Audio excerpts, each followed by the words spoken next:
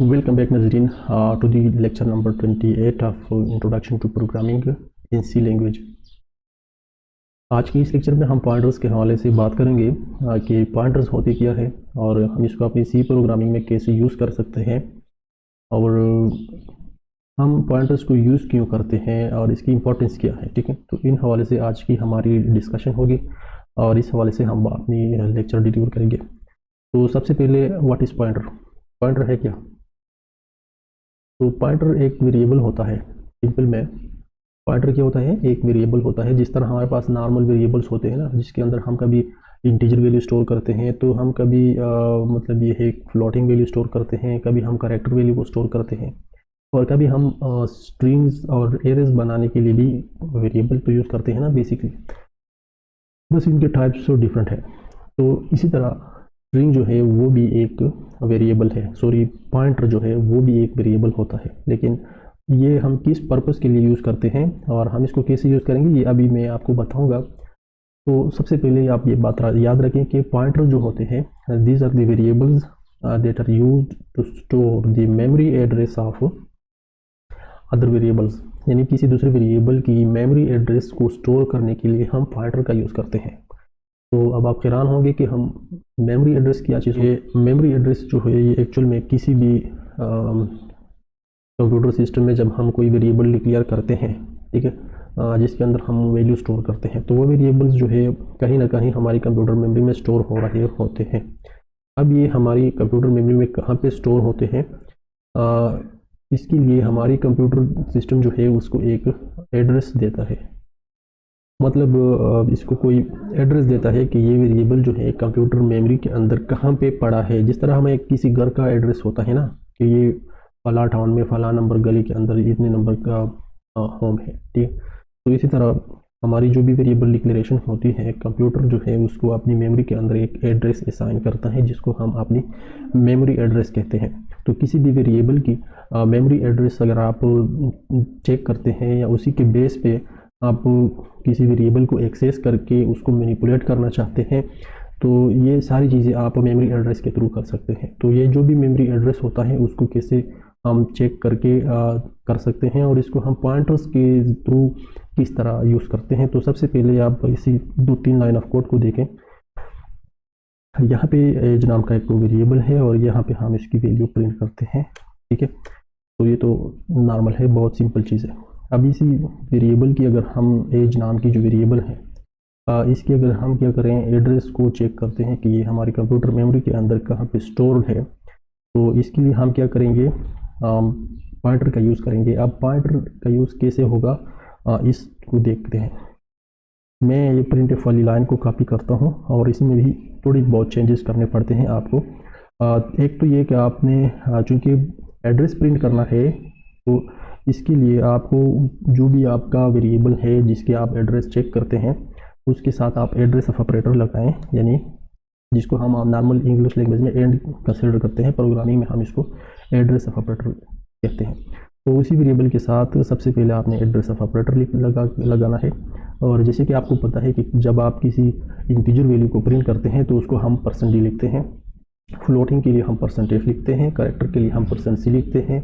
इसी तरह किसी भी पॉइंटर को प्रिंट करने के लिए यानी कि एक्चुअल में एड्रेस को प्रिंट करने के लिए आप क्या करेंगे, %b की जगह नहीं, यहाँ पर आप इसके लिए लिखेंगे %p। तो अब ये होगा कि ये जो लाइन आपने देखी इसमें हम एड्रेस प्रिंट करेंगे एज नाम की वेरिएबल की, यानी कि हमें पता चलेगा कि इससे कि ये जो एज नाम का वेरिएबल है ये हमारे कंप्यूटर मेमोरी में कहाँ पे स्टोर्ड है। तो इसको एक बार कंपाइल करके रन करते हैं। तो यहाँ पे आप देख सकते हैं कि जो हमने वेरिएबल लिखा है दी वैल्यू ऑफ एज, यहाँ पे आप 00F5AA ये कुछ इस तरह का आपको कोड या मिक्स डिजिट्स विद लेटर्स नज़र आएंगे। तो ये एक्चुअल में हमारा मेमोरी एड्रेस है एज वेरिएबल का। अब ये मेमोरी एड्रेस ये क्या है, ये एक्चुअल में हेक्साडेसिमल में हमें मिलता है कंप्यूटर सिस्टम में। और ये हर एक कंप्यूटर सिस्टम में अगर आप एक वैल्यू सेम वैल्यू आप लिखें जैसे कि मैंने एज को 13 असाइन किया, किसी दूसरे कंप्यूटर में आप एज को भी 13 असाइन करें और इसकी भी आप मेमोरी एड्रेस निकालें तो वो इससे डिफरेंट होगा, क्योंकि हर एक बंदे का कंप्यूटर सिस्टम अलग अलग होता है, तो उसी हिसाब से ये जनरेट होता है। लेकिन ये कंप्यूटर जानता है कि ये एड्रेस कहाँ पे है हेक्साडेसिमल में। ये हमें जानने की चीज़ नहीं है कि ये एक्चुअल में होता कहाँ है और हमारा इससे कोई काम है। हम बस सिर्फ इतना कर सकते हैं कि इसी एड्रेस का यूज़ करके हम अपनी वेरिएबल्स को मैनिपुलेट कर सकते हैं, इसमें चेंजेस कर सकते हैं। तो इसमें ये जो आप देख सकते हैं एड्रेस ऑफ ऑपरेटर के बाद नेम ऑफ द वेरिएबल, तो ये एक्चुअल में एड्रेस है हमारी एज नाम की वेरिएबल का। तो उसी एड्रेस को हम पॉइंटर कहते हैं। अब इस पॉइंटर को हम मज़ीद प्रोफेशनल वे में डिक्लेयर करना कैसे है, क्योंकि हम जब भी किसी वेरिएबल को मेमोरी एड्रेस को जब प्रिंट करते हैं तो हम बार बार यहाँ पर एड्रेस ऑफ ऑपरेटर के साथ एज को लिखने की बजाय हमें चाहिए कि हम इसको नॉर्मल वेरिएबल्स की तरह ही प्रिंट करें। जैसे हम नॉर्मल वेरिएबल्स को प्रिंट करते हैं ना, तो उसी तरह हमें चाहिए कि जिस तरह ये नीचे आप देख सकते हैं एज को प्रिंट करने के लिए हमने %d लिखा है और इसके बाद डायरेक्ट एज लिखा है, कोई एड्रेस ऑफ ऑपरेटर का हमने यूज़ नहीं किया हुआ है। तो इसी तरह हम चाहते हैं कि पॉइंटर्स के साथ भी हमारा यही कुछ हो कि हमें एड्रेस ऑफ ऑपरेटर ना लिखना पड़े। तो इसके लिए हमें क्या करना होगा, इसके लिए हमें करना ये है कि सबसे पहले आपने एक पॉइंटर वेरिएबल डिक्लेयर करना है। ठीक है, अब पॉइंटर वेरिएबल कैसे डिक्लेयर की जाए, तो सबसे पहले आप इस बात का ध्यान रखें कि जो भी आप जिस वेरिएबल की आप मेमोरी एड्रेस निकालते हैं उसका टाइप चेक करें। अगर उसका टाइप इंट है तो आप उसके लिए जो पॉइंटर डिक्लेयर करते हैं उसका टाइप भी आप इंट डिक्लेयर करें। फ्लोट के लिए फ्लोट ही पॉइंटर होगा और कैरेक्टर वेरिएबल्स की मेमोरी एड्रेस के लिए आपको कैरेक्टर टाइप का स्ट्रिंग वेरिएबल लिखना है। तो हम यहाँ पे अगर ये इंटीजर है तो इसके लिए हम लिखेंगे इंट, और इंट के बाद आपने क्या करना है, कोई भी आप स्ट्रिंग वेरिएबल को कोई भी नाम दे सकते हैं, सॉरी पॉइंटर वेरिएबल को, तो हम ptr लिखते हैं, ptr यानी कि एक पॉइंटर है। बाकी नाम आप कोई भी रख सकते हैं, ज़रूरी नहीं है कि आप यही रखें। तो ये ptr हो गया। इसके अंदर आपने असाइन करना है क्या, हम इसमें स्टोर क्या करेंगे, इसमें हम स्टोर करेंगे address of the age variable. अब एज वेरिएबल की एड्रेस हम कैसे स्टोर कर सकते हैं, देखिए सबसे पहले आप यहाँ पे लिखिए जी एंड यानी एड्रेस ऑफ ऑपरेटर और फिर वही वेरिएबल का नाम जिसकी आप मेमोरी एड्रेस स्टोर करते हैं। तो ये करने के बाद भी आपको का काम कंप्लीट नहीं है, एक चीज़ और आपने करनी है। अगर आप देखें तो यहाँ पे इंट एज और इंट ptr ये तो दोनों इंटीजर टाइप के वेरिएबल हो गए। फ़र्क कैसे होगा कि ये एक पॉइंटर वेरिएबल है और ये एक इंटीजर वेरिएबल है। तो पॉइंटर्स के साथ आपने एक स्टेरिक ज़रूर लिखना होता है। तो ये स्टेरिक आप यहाँ पे इसके बिगिनिंग में भी लगा सकते हैं या आप इसके डेटा टाइप के फ़ौरन बाद भी लिख सकते हैं। तो अब आपने यहाँ पे क्या क्या एज नाम का जो वेरिएबल है उसकी मेमोरी एड्रेस आपने स्टोर कर दी ptr नाम का जो पॉइंटर वेरिएबल आपने डिक्लेयर किया उसके अंदर। अब ये ptr आप वैसे ही प्रिंट कर सकते हैं जिस तरह आप कोई भी नॉर्मल वेरिएबल प्रिंट करते हैं। जैसे कि मैं यहाँ पे अब एड्रेस ऑफ ऑपरेटर लिखने की मुझे ज़रूरत नहीं है, अब मैं सिंपल अपना ptr लिख सकता हूँ।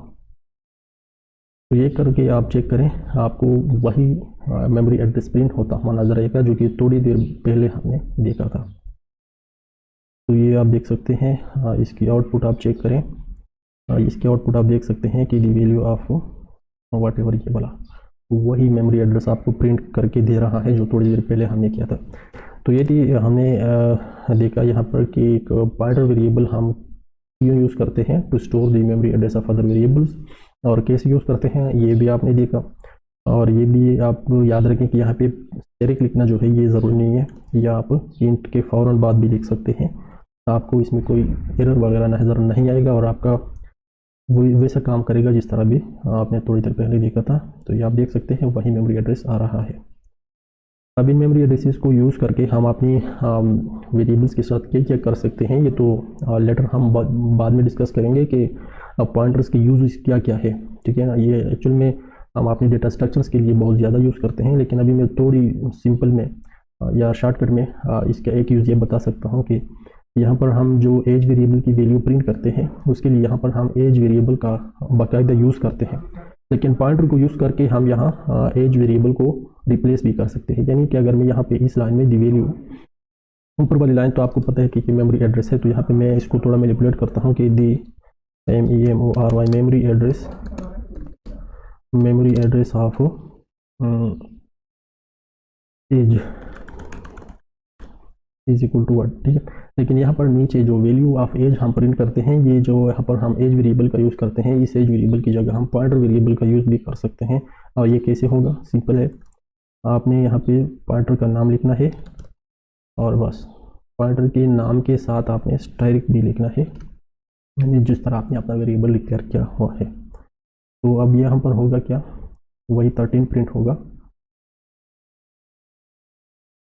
ये आप इसकी आउटपुट चेक करें, वही 13 प्रिंट होता है, जबकि हमने यहाँ पे कोई भी वो वेरिएबल नहीं लिखा है, बल्कि हमने पॉइंटर यूज़ किया है। तो इसी तरह पॉइंटर को हम यूज़ करके और भी बहुत तरीक़ों से अपनी वैल्यू जो है अपनी वेरिएबल्स के अंदर इसको हम मैनिपुलेट करके चेंज कर सकते हैं। लेकिन आप तक के लिए इतना ही काफ़ी है। इन चीज़ों को हम नेक्स्ट सेक्शन में भी थोड़ा डिस्कस करेंगे। तब तक के लिए मैं आपसे इजाज़त चाहूँगा।